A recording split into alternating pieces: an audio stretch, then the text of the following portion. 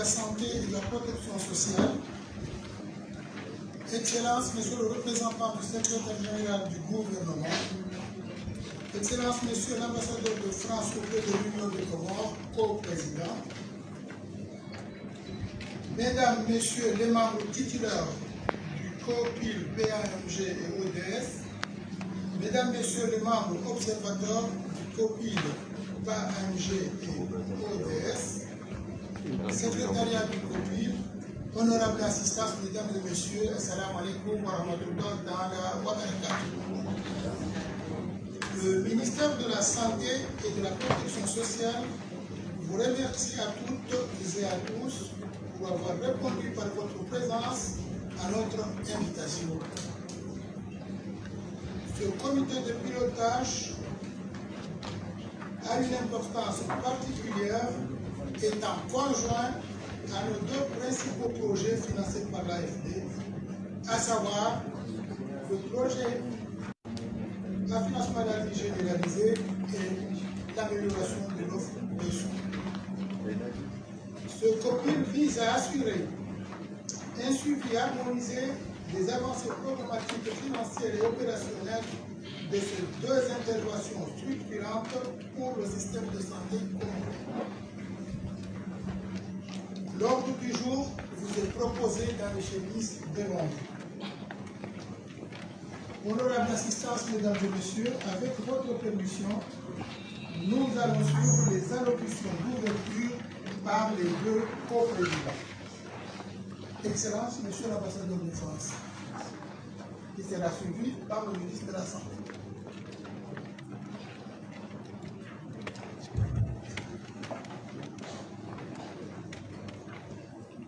Excellence Monsieur le ministre de la Santé, Excellence Madame la Commissaire Générale au Plan, Mesdames et Messieurs les représentants des ministères, Mesdames et Messieurs, chers collègues,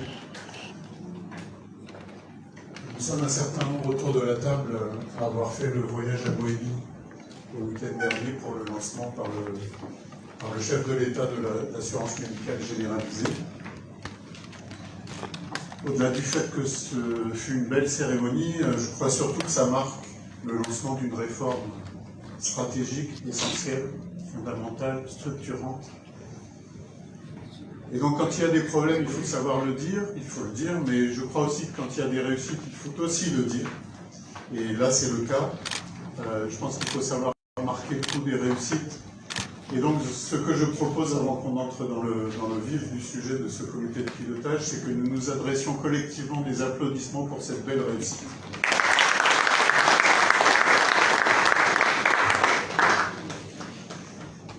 L'année 2025 aura été une année charnière, je crois, pour le système de protection sociale comorien. On est passé maintenant à un modèle à l'épreuve du terrain, à l'épreuve de la réalité, grâce précisément au lancement de la phase pilote de l'assurance maladie généralisée. Ces réalisations témoignent d'un effort remarquable du gouvernement comorien et de l'ensemble des acteurs mobilisés. Le document de mise en œuvre du programme d'assurance maladie généralisée rappelle l'engagement fort du gouvernement comorien réaffirmé au plus haut niveau de l'État pour faire de l'AMG un levier structurant de progrès social et d'équité. La levée des conditions suspensives en avril 2025, obtenue grâce à une coopération exemplaire entre le secrétariat général du gouvernement, le ministère de la Santé et le ministère des Finances, a constitué un tournant décisif. Elle a permis de relancer et de faire aboutir un projet devenu prioritaire pour le pays et d'inscrire durablement la couverture sanitaire universelle dans la stratégie nationale de développement. Je tiens à saluer au nom de mon gouvernement cet engagement politique clair, indispensable pour réussir une réforme d'une telle ampleur.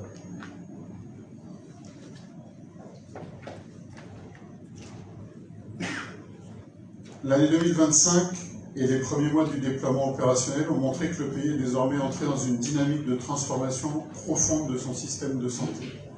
Je ne vais pas citer les avancées majeures sur le plan technique, peut-être le ferez-vous, Monsieur le Ministre. Et je crois qu'on peut passer au plan de travail et budget annuel 2026 que nous examinons aujourd'hui, qui nous paraît ambitieux, réaliste et cohérent avec les défis identifiés lors de la phase pilote. La France, par l'intermédiaire de l'Agence française de développement, que je salue, restera pleinement mobilisée pour accompagner sa mise en œuvre. Je voudrais m'attarder un instant sur les défis que nous devons collectivement continuer à relever. D'abord, la synergie entre l'offre et la demande de soins, afin de garantir que l'accès financier aux services s'accompagne d'une qualité réelle et perceptible. Le renforcement du management de l'UTGAM, afin d'assurer un pilotage efficace du système dans l'ensemble des îles. La coordination interprojet, nécessaire pour éviter les silos et garantir l'action avec les autres initiatives du secteur de la santé. Et enfin, la projection financière interne, c'est ce qui me paraît le plus important, indispensable pour anticiper son nationale de l'AFD et sa soutenabilité sur le long terme. Soyez assurés, Monsieur le Ministre, que nous resterons pleinement engagés pour soutenir les autorités comoriennes dans l'ensemble de ces chantiers. Mesdames et Messieurs, le projet d'assurance médicale généralisée est un exemple de coopération franco-comorienne fondée sur la confiance, l'écoute mutuelle et le sens du service public. L'AMG n'est pas seulement un projet technique, c'est un projet de société, un projet de justice sociale et un projet d'unité nationale. C'est pourquoi j'adresse mes plus vives félicitations aux autorités comoriennes pour leur leadership visionnaire, aux équipes de l'UTGAM et du PAAMG pour leur engagement quotidien et leur détermination, à la FENUMASAC et aux prestataires de soins pour leur professionnalisme et leur réactivité, aux partenaires techniques pour leur expertise précieuse, et surtout à la population comorienne qui place sa confiance dans cette réforme majeure et si prometteuse.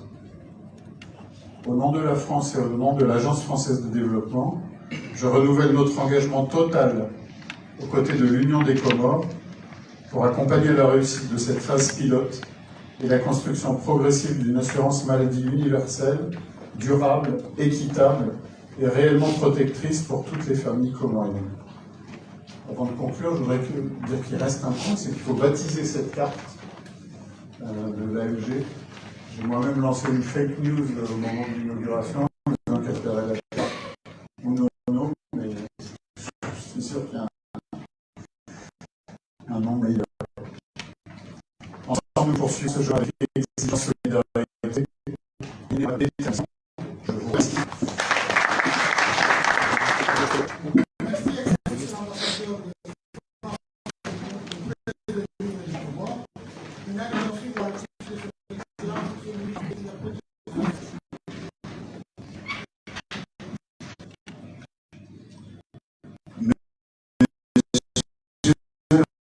Représentant du secrétariat général du gouvernement,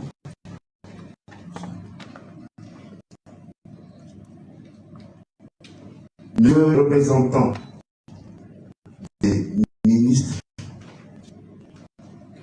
Madame la générale au plan, Excellence Monsieur l'ambassadeur de France auprès de l'Union des Comores, Monsieur le directeur de l'Agence française de développement, Mesdames et Messieurs les représentants des gouvernements, Mesdames et Messieurs les partenaires techniques et financiers, distingués membres du comité de pilotage, Mesdames et Messieurs, honorables invités en vos rangs, qualité, tout protocole observé. Assalamu alaikum wa rahmatullahi ta'ala wa barakatuh. C'est avec un sens élevé de responsabilité que je prends la parole à l'occasion de ce comité de pilotage conjoint consacré au projet.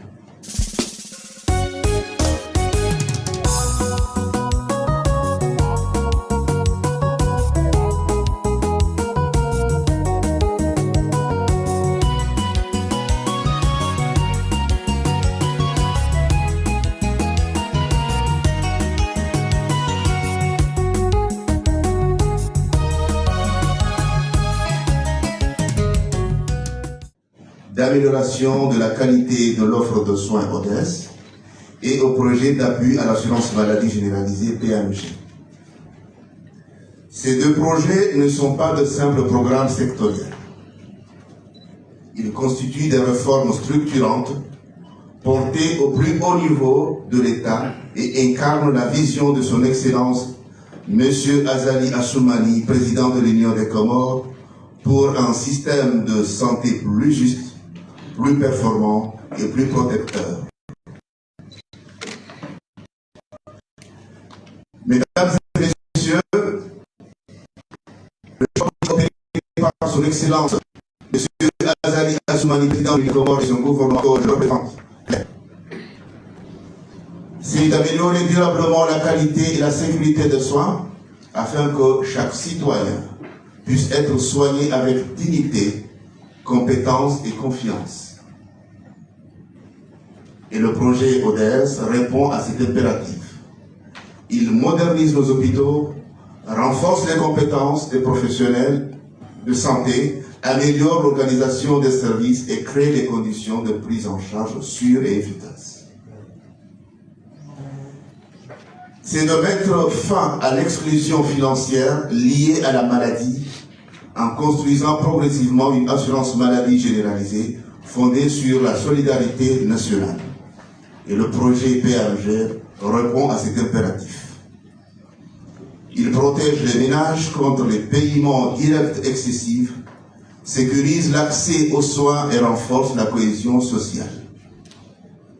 Il est à souligner que ces deux projets sont indissociables. Des soins de qualité sans protection financière sont inaccessibles. Une couverture financière sans qualité de soins est insoutenable et inefficace.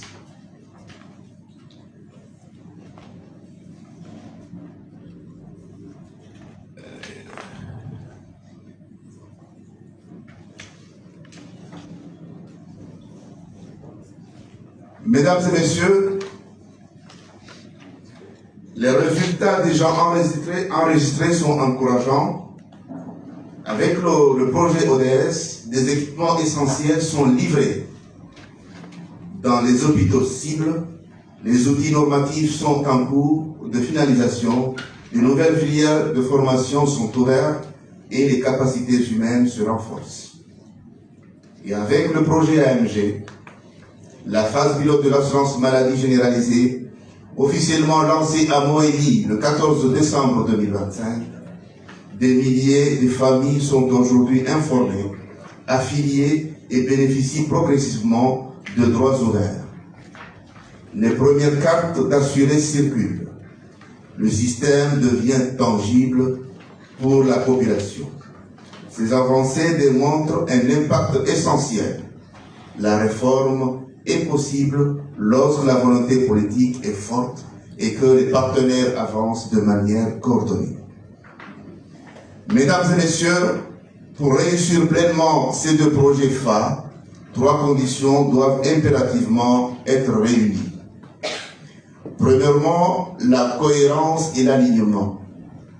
Tous les acteurs d'institutions publiques, partenaires techniques et financiers, prestataires de soins, collectivités et communautés doivent agir dans une logique commune alignée sur les priorités nationales.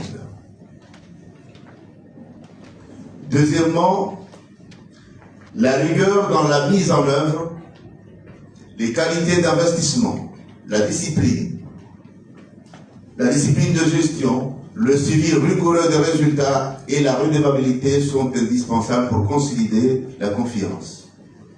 Et troisièmement, l'appropriation nationale et communautaire.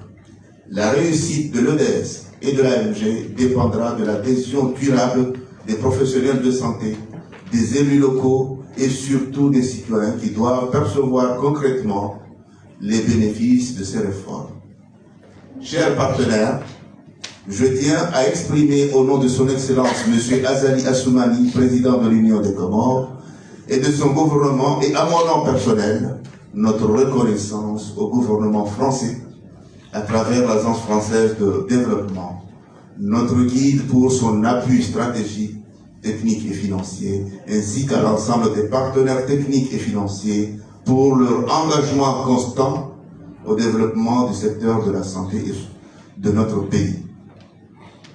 Mesdames et messieurs, les orientations issues de ce comité de pilotage nous engagent collectivement.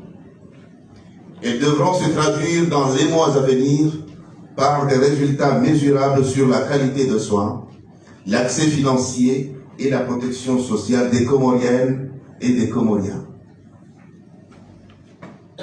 En poursuivant ensemble ces réformes, nous contribuons directement à la réussite de ces deux projets phares et structurants de son Excellence M. Azali Assoumani, président de l'Union des Comores, et à la construction d'un système de santé plus équitable, plus performant et plus résilient au service des générations présentes et futures. Mesdames et messieurs, c'est à ces termes que je déclare ouverts les travaux de ce copil conjoint PMG-ODS. Vive la coopération internationale et que Dieu bénisse l'Union des Comores. Je vous remercie de votre aimable attention.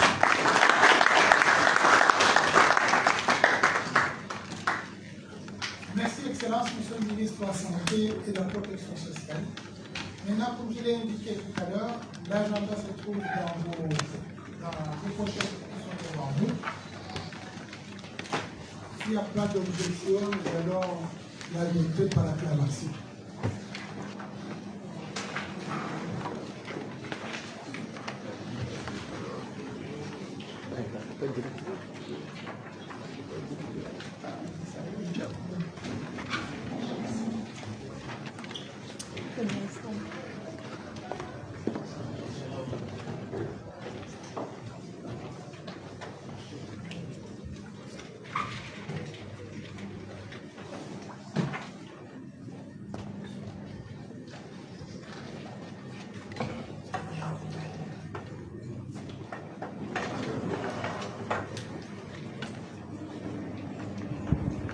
Messieurs, nous allons considérer que l'agenda est adopté.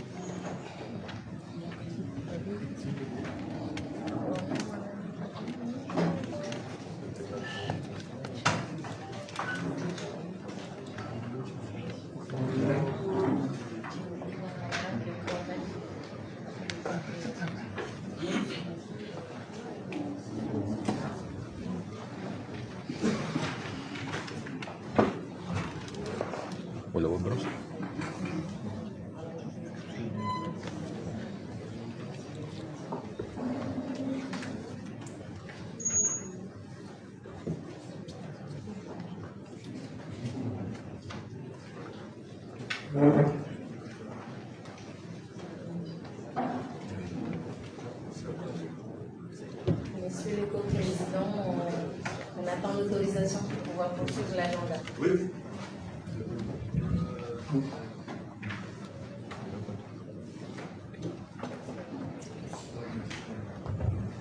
Excellences, Monsieur le ministre de la Santé et de la Protection sociale, Monsieur l'ambassadeur de France, Monsieur le secrétaire général du ministère de la Santé, Madame la commissaire générale au plan, Monsieur le DGS, Monsieur le directeur de la planification, Mesdames et Messieurs les directeurs régionaux de la santé des îles, de Nzouani, de Mouili, de Ngazidja, Monsieur le secrétaire général du gouvernorat de Ngazidja, ainsi que de Mouili et de Nzouani, chers partenaires ici présents, chers collègues du PAMG et de l'UTGAM, qui est l'unité gestionnaire de l'assurance maladie, Mesdames et Messieurs les membres titulaires du COPIL et les observateurs. Assalamu alaikum wa rahmatullahi wa barakatuh. C'est avec un immense joie que je me tiens devant vous aujourd'hui au nom de l'équipe du PAMG et de l'UDGAM pour vous présenter l'AMG. Nous allons tout d'abord vous faire une présentation générale comme vous avez vu sur votre agenda. D'abord, le PAMG, c'est un projet qui a été conclu entre le gouvernement comorien signé par le ministre des Finances et l'AFD pour la partie française qui a été conclu à hauteur de 16 millions qui est passé de 5 à 8 ans. Donc la convention a été signée début 2020 et aujourd'hui la date limite de versement de fonds est prévue le 30 juin 2027. Alors l'objectif spécifique de ce projet est d'appuyer la définition politique de l'AMG et d'accompagner son déploiement sur le terrain dans la phase pilote.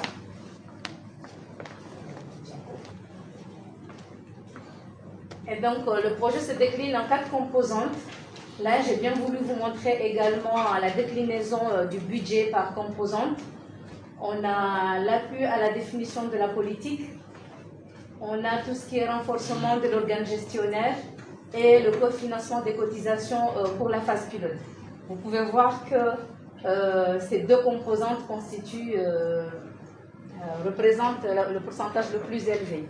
Parce que là, au niveau de la composante 2, c'est là où on prépare l'unité gestionnaire maintenant et pour le futur, préparer pour la pérennisation. La composante 3 nous permet de financer les cotisations pour les plus démunis. Les plus démunis, c'est ceux qui n'ont pas les moyens de payer leurs cotisations à l'assurance maladie, ainsi que les vulnérables qui ne peuvent pas payer la totalité de leurs cotisations. Et je voudrais vous présenter la synthèse des recommandations du 4e COPIL, parce que nous, on n'a pas eu un COPIL en présentiel en 2025. Et là, c'est les recommandations qui ont été définies en mars 2024. On a bien voulu vous les montrer pour vous montrer qu'on ne les a pas laissées de côté, mais on les a suivies pendant toute la période. On avait essentiellement 4 recommandations. Et ces recommandations, la première, elle consistait à mettre en place un haut comité interministériel. Et là, avec la restructuration du secrétariat général du gouvernement, aujourd'hui, on est en train de voir que l'action du gouvernement est coordonnée au niveau du secrétariat général. Il y a une grande appropriation de la politique d'AMG au sein du secrétariat général, portage des dossiers, ça facilite des décisions qui sont prises régulièrement au niveau du Conseil des ministres. Et donc pour le moment, ça constitue, ça préfigure le haut comité interministériel. La deuxième recommandation consistait à mettre dans un délai proche, à actualiser la stratégie de mobilisation de financement. Et ça a été reporté parce qu'on attend d'abord de démarrer la phase pilote, de voir comment les paramètres se comportent, surtout par rapport à la mobilisation du financement du côté du gouvernement et du côté des ménages, pour pouvoir ensemble valider une stratégie qui serait pérenne. En troisième recommandation, c'est la facilitation du décaissement. Cette recommandation a été réalisée à 100% parce qu'aujourd'hui, comme vous l'avez entendu par M. le ministre de la Santé, le gouvernement a décaissé sa part de contribution à l'AMG. La quatrième composante consistait à restituer les recommandations, parce que si aujourd'hui ces recommandations, il y a des recommandations qui sont atteintes, c'est parce que régulièrement, aux côtés du ministère de la Santé, on fait des restitutions, on rappelle aux personnes qui sont concernées, aux responsables des recommandations, de les mettre en œuvre. J'ai voulu vous montrer une petite historique des défis que nous avons réussi à surmonter ensemble, parce qu'on est tous concernés à tous les niveaux, politiques, les décideurs. J'ai parlé du secrétariat général du gouvernement. Alors, les défis.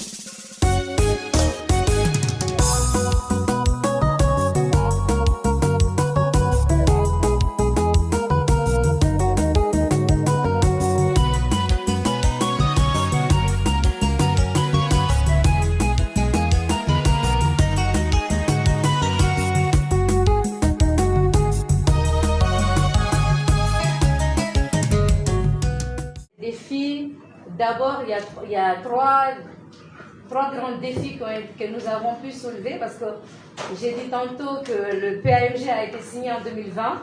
Alors, on a été confronté à une résistance au changement par rapport à l'organe de gouvernance. Depuis 2022 jusqu'à 2024, donc on a 2022 jusqu'en 2024, c'est là où on a réussi à stabiliser une organe gestionnaire capable de porter la phase pilote aujourd'hui. L'appropriation progressive, parce que le PAMG, aux côtés du ministère de la Santé, s'est déployé pour la montée en capacité des décideurs pour une appropriation effective du projet pour la prise de décision. C'est pourquoi aujourd'hui, on a des arrêtés qui ont été signés, parce qu'on sait qu'on évolue dans un système qui n'est pas régulé. Et donc, il fallait poser quelques jalons dans le cadre de la réglementation. Notamment, vous allez voir avec l'UDGAM, qui a eu beaucoup d'arrêtés qui ont été signés pour nous permettre de nous déployer sur le terrain, dans le système de santé. Et donc, de juillet 2024 jusqu'en 2025, c'est là, tout ce processus, c'est le processus d'appropriation. Un dialogue constructif qui a été mené auprès des décideurs, tous les parties prenantes, pour pouvoir arriver là où on est aujourd'hui.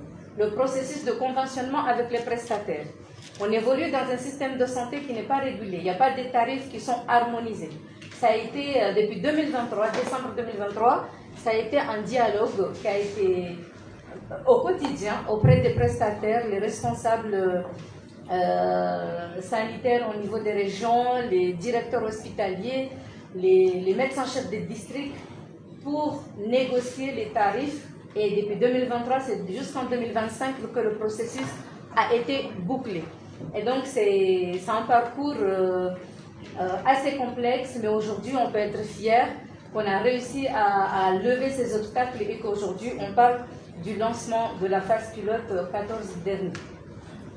Alors, il y a des éléments que je voudrais mettre en avant, d'attention, notamment la nécessité. Là, aujourd'hui, on démarre la phase pilote, mais en fait, on parle d'un délai minimum de 30 mois pour pouvoir expérimenter la phase pilote. La phase pilote nous permettra d'expérimenter, d'analyser les paramètres techniques, mais aussi les mécanismes réglementaires, mais aussi de définir une stratégie de financement qui serait adaptée à notre modèle et à notre pays, au contexte local. Mais aussi par rapport au financement mobilisé, j'avais montré qu'au niveau de la composante 3 du projet, il y a 6 millions d'euros, 6 millions d'euros qui sont mobilisés pour le paiement des cotisations des ménages démunis et vulnérables. Et là, comme on démarre aujourd'hui, jusqu'en juin 2027, on ne réussira pas à décaisser les 6 millions, on sera à 1 422 000. Donc, c'est des points d'attention. Et donc, là, je pense que le président de la République l'a bien intégré, qu'il faut 3 mois pour pouvoir expérimenter la phase pilote et se projeter pour étendre au niveau des autres zones. Donc, il y a une nécessité de revoir le délai fixé aujourd'hui par la Convention. Et par rapport à l'exécution de 2024, on a pu tenir l'audit et les opinions des auditeurs sont satisfaisantes parce qu'ils n'ont pas remarqué d'inéligibilité dans l'audit qui a débuté pour l'exercice de janvier 2024 au 31 décembre 2024. Et par rapport à toute l'enveloppe de l'AFD, quand nous on a la gestion, il y a eu une bonne exécution budgétaire sans inéligibilité.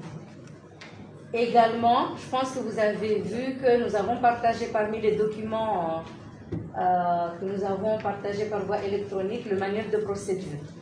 Le projet, j'ai parlé de 2024 où il y a eu la mise en place de l'organe gestionnaire, ce qui veut dire que le mode opératoire a complètement changé.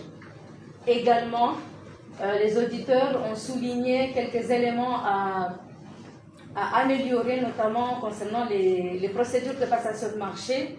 Ils ont souligné la nécessité de mettre en place 2 commissions une commission qui va recevoir les offres et une commission qui va faire l'analyse des offres. Quelque chose que nous avons intégré depuis l'audit 2024 et on a rapporté ça sur le manuel de procédure. Également, par rapport à l'avenant 1 de la convention de financement, c'est là où le mode opératoire a été validé. Le manuel de procédure a dû s'ajuster pour suivre cette nouvelle fonction que la cellule a accueillie, notamment la coordination de l'unité technique de gestion de l'assurance maladie. Pour ça, toutes les procédures de décaissement de la composante 3 n'étaient pas décrites dans l'ancien manuel de procédure. Donc on a dû revoir pour décrire ces procédures-là pour être aux normes avec le lancement de la phase pilote. Et par rapport à l'exécution de 2025, comme je l'ai expliqué, on a 4 composantes. La première composante, appui à la politique, elle se décline en 3 sous-composantes. Je vais dire les activités plus essentielles. Par rapport à la sous-composante 1, c'est là où on mobilise l'expertise technique, parce qu'on a un contrat d'assistance technique avec AEDES SUSTPH. Vous pouvez voir, on est là avec nos collègues Didier et Olivier, qui nous accompagnent depuis le début, depuis 2022 jusqu'à aujourd'hui. Ça nous permet d'avoir un assistant technique aux côtés du ministère de la Santé, aux côtés du projet. Là, il a été mobilisé pour accompagner activement la préparation du lancement de la phase pilote. Les activités qui ont été prévues n'ont pas été réalisées puisque c'est des activités qui ont été décalées au démarrage de la phase pilote. Par rapport à la sous-composante 2, ça nous a permis d'affiner les résultats de l'enquête de préaffiliation pour la catégorisation des familles et des ménages dans les zones pilotes. Et par rapport à la sous-composante 2 également, c'est là où on a mobilisé une enveloppe budgétaire pour réunir le comité central d'affiliation. C'est cette commission-là qui analyse les données issues qui a analysé les données issues de l'enquête d'affiliation et qui a permis de catégoriser. Aussi, par rapport à la sous-composante 2, on a pu réunir le groupe thématique communication, parce que vous savez, pour déployer une telle politique, il faut adapter à chaque fois la stratégie de communication avec les cibles.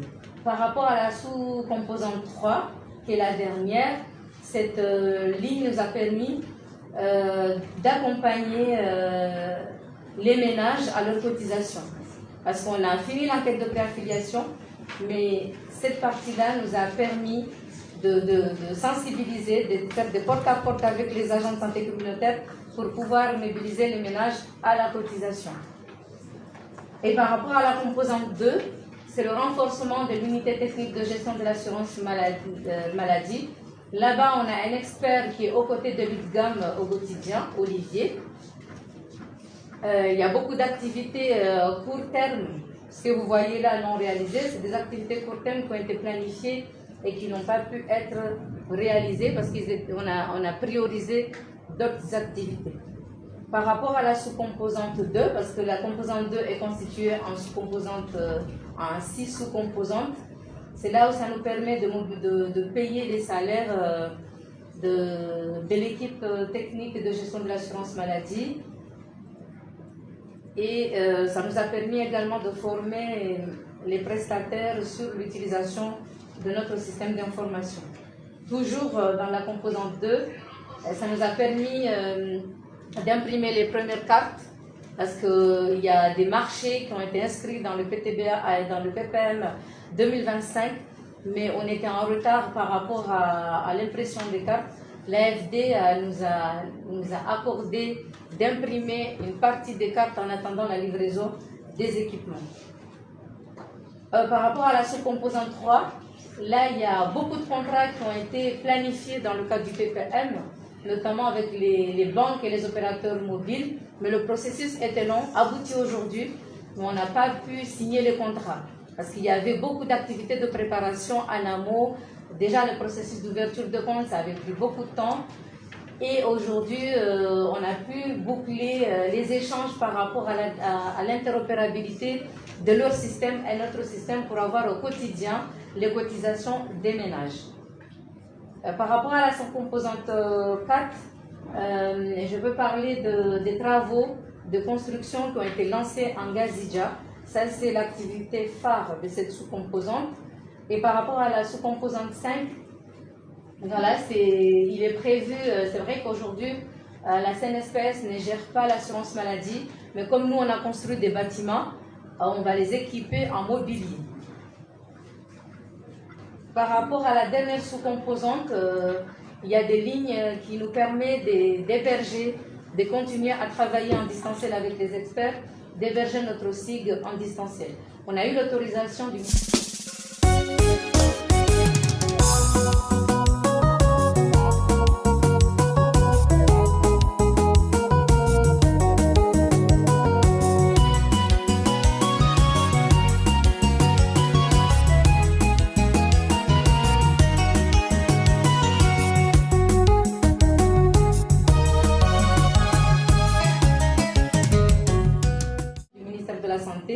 pour pouvoir héberger temporairement en attendant l'opérationnalisation du data center de Comorcable. Quelque chose qui est en cours et là on est en échange en permanence. On vient de partager avec eux un cahier des charges qui décrit nos besoins pour voir si aujourd'hui ils sont en mesure de pouvoir accueillir notre système d'information et de gestion. Par rapport à la composante 3, c'est là où ça nous permet de payer les cotisations. Voilà ce qui a été prévu, ce qu'on a décaissé. Et l'unité gestionnaire de l'assurance maladie nous soumet des requêtes selon le manuel de procédure, des requêtes qui décrivent la liste des ménages et de montants qu'ils doivent cotiser pour que nous, on cotise à leur place. Il y a également le contrat avec FENAMUSA qui a assuré la fonction d'achat de soins. Par rapport toujours à la composante 4, c'est là où il y a la gestion de projet, les salaires, le fonctionnement, tout ce qui est supervision conjointe avec le ministère de la Santé. Et dans cette composante, on mobilise également une approche qui s'appelle suivi évaluation évolutive. Ça nous sert de boussole, ça permet de garder en vue les grandes stratégies, les grands défis à relever pour nous permettre d'aller de l'avant et de nous accompagner dans la mise en œuvre des recommandations. Et ça nous permet également d'organiser les audits. En somme, nous avons eu 61 activités planifiées. Nous avons pu réaliser à 100% 49 activités, ce qui nous amène à un taux de réalisation de 80% pour un taux de décaissement de 63%. C'est juste pour rappeler que c'est la première fois qu'on atteint ce chiffre et là ça montre que on a démarré la phase pilote parce que les activités se sont accentuées les 6 derniers mois, raison pour laquelle on a atteint ce chiffre de 63%. Mais on peut voir également qu'au niveau des autres composantes, on a chaque composante a un taux de décaissement qui est supérieur à 50%. Voilà, ça c'est par rapport au suivi de la convention de financement. Par rapport au suivi des conventionnements, là jusqu'en 2022-2024, on a pu engager 4,8 millions d'euros. Jusqu'au 31 octobre 2025, là on a engagé également 4,44 millions d'euros. Et aujourd'hui, on a un solde par rapport à la convention de 6 millions d'euros. Et donc, on a engagé 57% du budget. Il nous reste 40% par rapport à la convention de financement. Et merci beaucoup.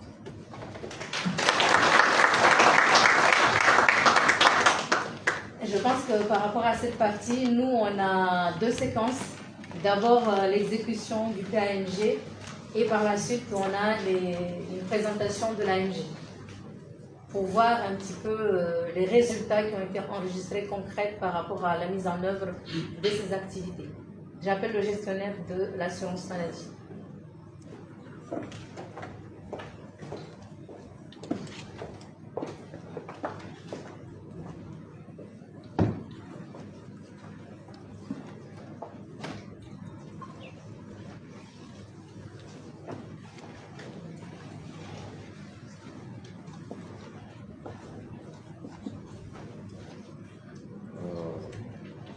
Excellence, Monsieur l'ambassadeur de France en Guinée des Comores, Monsieur le ministre de la Santé, Madame la commissaire générale du plan, Monsieur les représentants du secrétariat général du gouvernement, Mesdames et Messieurs les membres du gouvernement, Mesdames et Messieurs les membres du COPIL, partenaires techniques et financiers, distingués invités, assalamu alaikum wa rahmatullahi wa barakatuh. Bon, aujourd'hui, c'est une très grande occasion pour l'unité technique de gestion de l'assurance maladie de pouvoir venir auprès de vous, vous présenter ces activités depuis leur prise de fonction en 2023 jusqu'à aujourd'hui. Donc, comme vous le savez, nous avons une présentation qui va s'articuler essentiellement sur les activités réalisées ainsi que les résultats obtenus pendant cette période pendant 2023 jusqu'au lancement de la phase pilote dimanche dernier.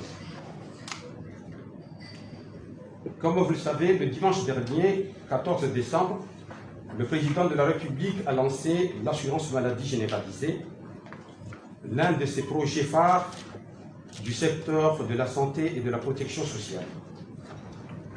Donc ce lancement permet aujourd'hui de dévoiler ce que l'UTGAM a préparé pour offrir à la population depuis 2023 jusqu'à nos jours. Donc pour rappel, l'UTGAM, les premiers cadres de l'UTGAM ont été recrutés en février 2023 et ils étaient logés à la Caisse nationale de prévoyance sociale, organisme qui a été censé gérer l'assurance maladie. Mais suite à un arrêté du ministre de la Santé créant le dispositif ad hoc devant gérer l'assurance maladie, les 5 premiers cadres qui ont été recrutés ont été affectés sous l'autorité du ministère de la Santé. Ils étaient affectés au projet PAMG. Excusez. Cette équipe de 5 cadres, renforcée en juin dernier par recrutement et affectation des fonctionnaires pour avoir un effectif de 23 cadres répartis dans le dispositif qui suit. Donc là, nous allons vous présenter l'organisation de l'unité technique de gestion qui est organisée à 2 niveaux. Un niveau central où on trouve les responsables de chaque fonction clé de l'assurance maladie, telle que la fonction de conventionnement et gestion des risques, la fonction de l'affiliation et de gestion des cotisations, la fonction du SIC, du système d'information, mais aussi la fonction de communication. Donc, comme vous le voyez, l'unité technique de gestion a des entités insulaires. En Gazidja, chaque fonction, en Gazidja, comme en Juin et Mouali, chaque fonction est représentée par un agent. Donc, l'UTGAM aussi travaille avec des partenaires techniques. En l'occurrence, nous pouvons citer la FENAMISAC, organisme auquel l'achat des soins est confié. On peut citer aussi les partenaires financiers, tels que les banques, les institutions microfinance, mais aussi les monnaies mobiles pour la collecte des cotisations des ménages. nous avons comme partenaires aussi les acteurs locaux, tels que les mairies qui nous aident dans l'affiliation et la sensibilisation communautaire, mais aussi les structures de soins qui sont chargées à prendre en charge nos affiliés malades. Donc également, l'unité technique de gestion travaille avec des organes de pilotage politique et technique. Pilotage politique parce que nous travaillons avec le pôle social du secrétaire général du gouvernement pour les stratégies. Nous travaillons avec un comité technique multisectoriel qui est censé valider tout ce qui est aspect technique de l'assurance maladie. Nous avons aussi des comités centraux d'affiliation, un comité central d'affiliation qui est censé valider les catégories des familles ainsi que les niveaux des cotisations attribués à ces familles. Bon, également, nous aurons travaillé avec des comités de suivi des conventions. Ces comités sont actuellement en cours de mise en place.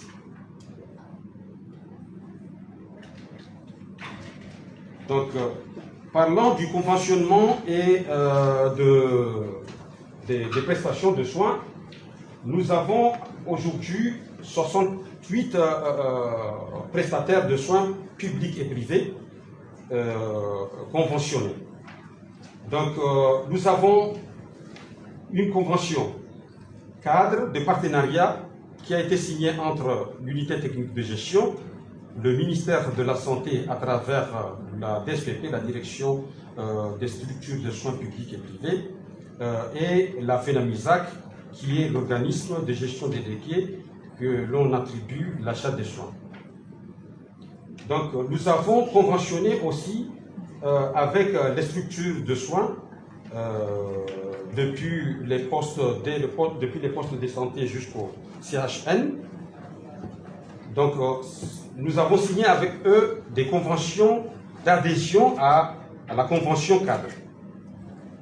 Donc il y a aussi des conventions de partenariat avec les CHRI et les CHN. Par là, nous parlons de CHN de Bambao et de CHN El Marouf. En annexe de ces conventions, il y a des paniers de soins. Il y a un panier de soins de base dans lequel se trouvent les pathologies les plus fréquentes du pays. Les tarifs des actes contenus dans ce panier de base, ce sont des tarifs spécifiques puisqu'ils ont été négociés entre les prestataires de soins et l'unité technique de gestion en attendant que le ministère de la Santé puisse harmoniser les tarifs nationaux. Bon, c'est une spécificité du pays parce qu'ailleurs, ces tarifs sont décidés par le gouvernement, particulièrement le ministère de la Santé. Bon, ces tarifs du panier de soins ont été revus dernièrement et feront l'objet d'évaluations régulières pour ajuster si besoin est. Maintenant, nous allons parler un peu de tout ce qui est affiliation. Comme vous le savez, en 2024, avec la collaboration de l'Institut national de la statistique, l'unité technique de gestion de l'assurance maladie a organisé 2 activités, 2 opérations de terrain pour pouvoir collecter les informations nécessaires pour l'affiliation des ménages. Cette opération, on l'a appelée opération de préaffiliation. Donc, cette opération a été précédée par une opération appelée dénombrement des ménages. Cette activité consistait à aller dans les zones pilotes et énumérer l'ensemble des ménages qui se trouvent dans ces zones pour pouvoir revenir et collecter les informations nécessaires pour l'affiliation. Cette année 2025, à partir des résultats que nous avons eus dans ces deux opérations avec l'Institut national de la statistique et avec l'appui des nouveaux cadres qui sont venus renforcer les 5 cadres existants depuis 2023. Donc nous avons pu réaliser pas mal d'activités, mais l'activité la plus essentielle, c'est celle de la campagne d'affiliation. Donc vous voyez sur ce tableau, nous avons pu réaliser une campagne qui nous a donné ces résultats. Dans la totalité, nous avons, pendant la phase de préaffiliation, préaffilié 33 467 ménages. Sur ces 33 467 ménages, 18 078 ont décidé d'affilier. Bon, la différence entre la préaffiliation et l'affiliation, la préaffiliation, c'est l'opération qui consiste à aller collecter les informations d'abord auprès des ménages qui permettront de les catégoriser et de les attribuer des cotisations. Une fois ces informations, nous avons effectué des descentes, revenir sur ces ménages pour aller faire signer des adhésions à ces chefs de ménage. C'est ce que nous appelons ici ménages affiliés. C'est des familles qui ont accepté d'adhérer dans le système. Et sur l'ensemble des familles affiliées, nous avons aujourd'hui 150 ménages, jusqu'à la date d'avant-hier, 150 ménages qui ont déjà versé leurs cotisations dans les comptes de l'AMG ouverts dans les institutions financières que je viens de citer. Donc, revenez dans le slide passé, avec les 180 ménages démunis qui ont été identifiés démunis, nous avons au total 1994 ménages et à part les 158 ménages qui ont versé leur cotisation, ça, ces ménages sont des ménages qui sont jugés vulnérables, parce que les ménages vulnérables, pour revenir, il y a dans les catégories des ménages, nous avons des ménages vulnérables, démunis et des ménages solvables. Pour les ménages démunis, c'est l'État, à travers le projet, qui verse la totalité de leur cotisation. Maintenant, les ménages vulnérables, ils paieront une partie de leur cotisation et l'État viendra compléter la cotisation. Maintenant, les ménages qui ont été jugés solvables, ils doivent payer la totalité de leur cotisation, qui est en moyenne 500 000 francs par mois et par ménage. Donc comme vous voyez sur ce tableau, nous avons 4 graphiques. Le premier, il illustre un peu les adhésions par île. Comme nous le voyons ici, l'île d'Anjouan compte le moins de ménages adhérés. Parlant de ménages adhérés, ce sont des ménages qui ont déjà versé leur cotisation dans les comptes AMG. C'est ça ce que nous appelons ménages adhérés. C'est différent, ils sont différents des ménages affiliés. Puisque un ménage affilié, cela ne veut pas dire qu'il a déjà son adhésion, puisqu'il devrait d'abord cotiser avant qu'il soit considéré comme adhéré. Donc nous voyons ici qu'en Zouani, c'est là où nous avons affilié plus de ménages et que la part des ménages qui ont cotisé ne représente que 6,5%.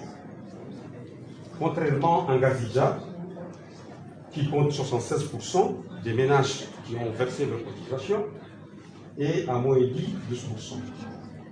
Le deuxième graphique illustre un peu le suivi des cotisations par tranche,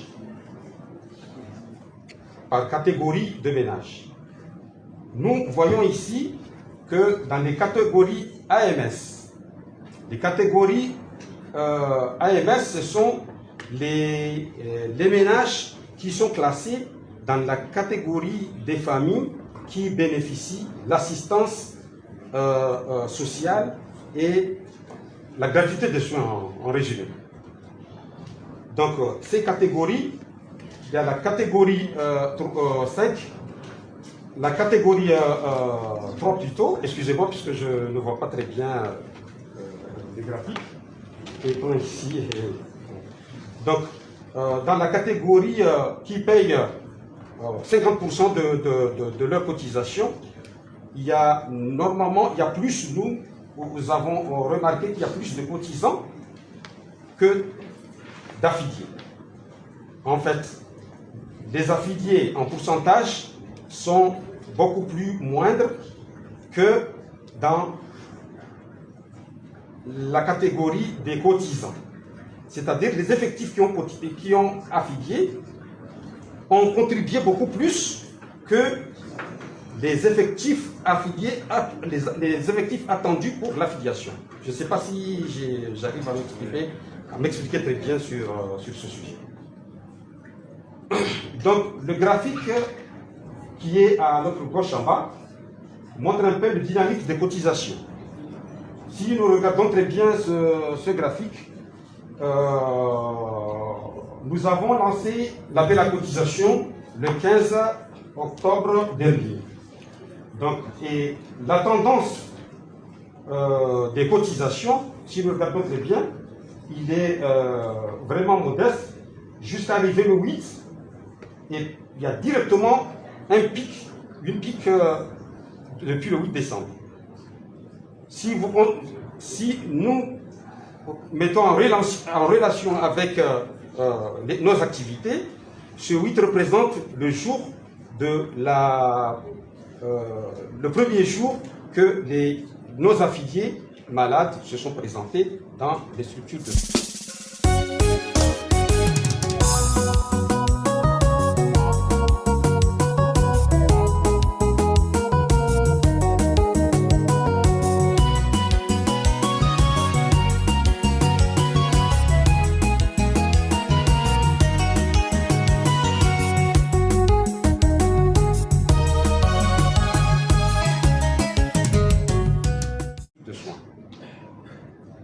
Donc, à partir du 8 décembre dernier, nous remarquons que les adhésions, les ménages continuent à verser leurs cotisations davantage qu'aux 2 mois derniers. Donc, le dernier schéma, ce sont les voies que les structures que nos affiliés utilisent pour verser leurs cotisations. Comme je viens de le dire, nous travaillons avec les institutions financières telles que les banques, les microfinances ainsi que les monnaies mobiles. Ce schéma montre que la plupart de nos cotisants utilisent beaucoup plus les monnaies mobiles pour verser leurs cotisations que les autres moyens, que les banques et les microfinances. Bon, en matière de communication, nous avons pu sensibiliser les leaders communautaires, à savoir les maires, les préfets, les gouverneurs même, ainsi que les leaders communautaires, les agents communautaires aussi. Il s'agit des agents communaux que nous avons utilisés dans le cadre de la sensibilisation et des activités de terrain d'affiliation. Bon. Comme nous venons de le dire, l'AMG utilise un système d'information auquel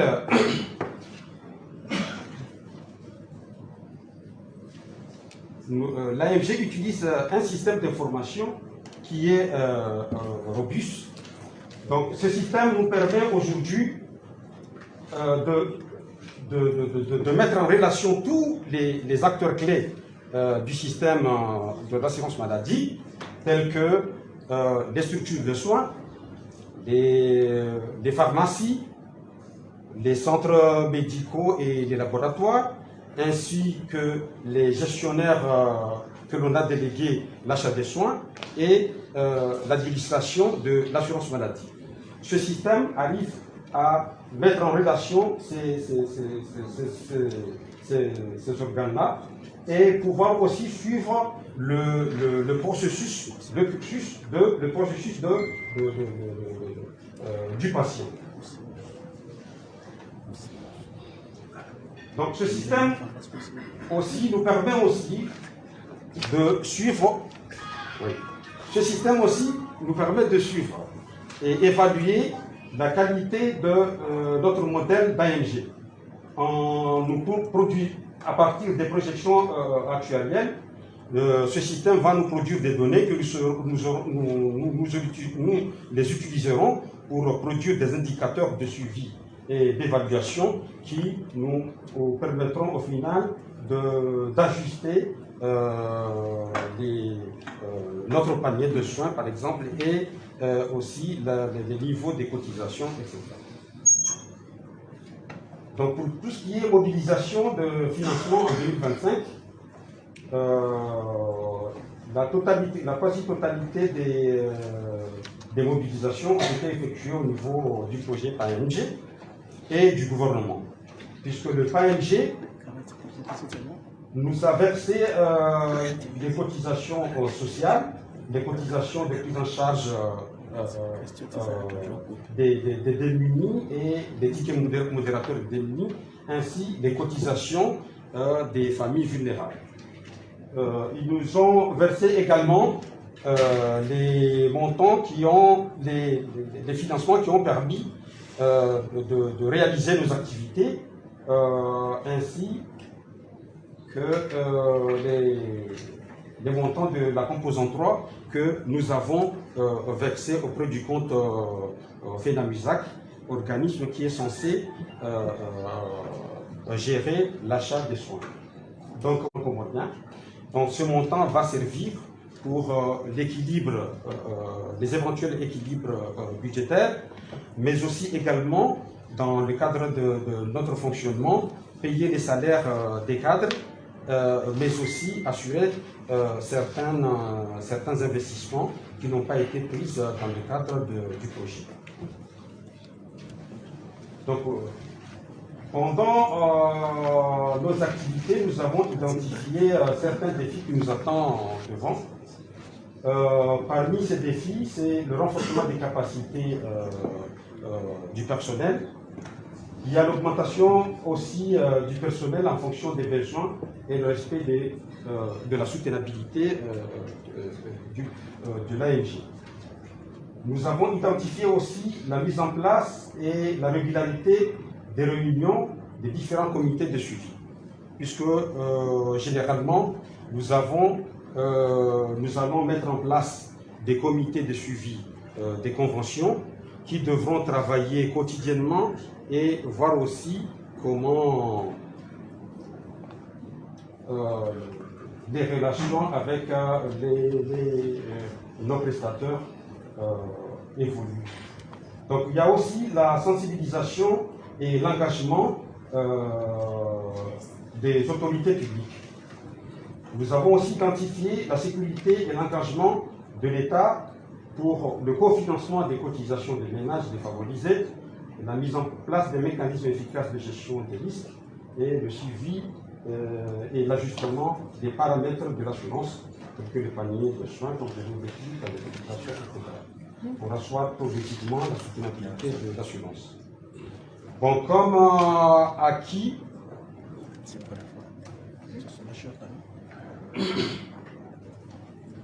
acquis, nous avons identifié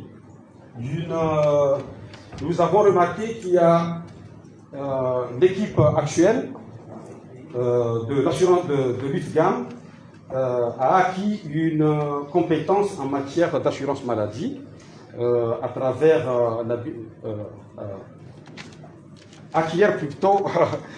est en train d'acquérir des compétences en matière de gestion d'assurance maladie.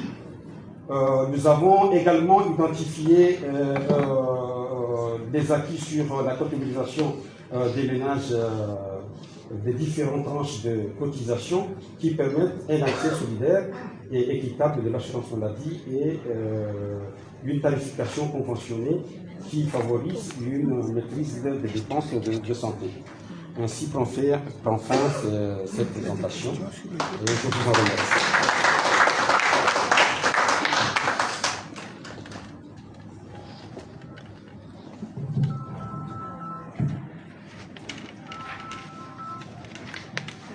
Merci à mon collègue. Avant de repasser la parole à la présidence, c'est juste pour rappeler certains éléments importants, parce que je pense que mon collègue a mis en avant l'organisation de l'UQAM avec son organigramme, qui est aujourd'hui, l'équipe est passée de 5 personnes à 23 personnes effectives. Donc, et dans les 23 personnes, il y a 7 fonctionnaires affectés, mis à disposition par le ministère de la Santé. Je pense que c'est quelque chose de positif. Et ça nous permet de notre côté de contribuer un petit peu à leur rémunération pour qu'il n'y ait pas trop d'inégalité entre les deux salariés. Je pense que mon collègue a mis en avant aussi un effet lancement. J'espère que ça va suivre parce qu'on a vu qu'il y a une progression à la fois des affiliations et des cotisations. Aussi, comme vous l'avez vu, que notre modèle est constitué de 5 fonctions essentielles.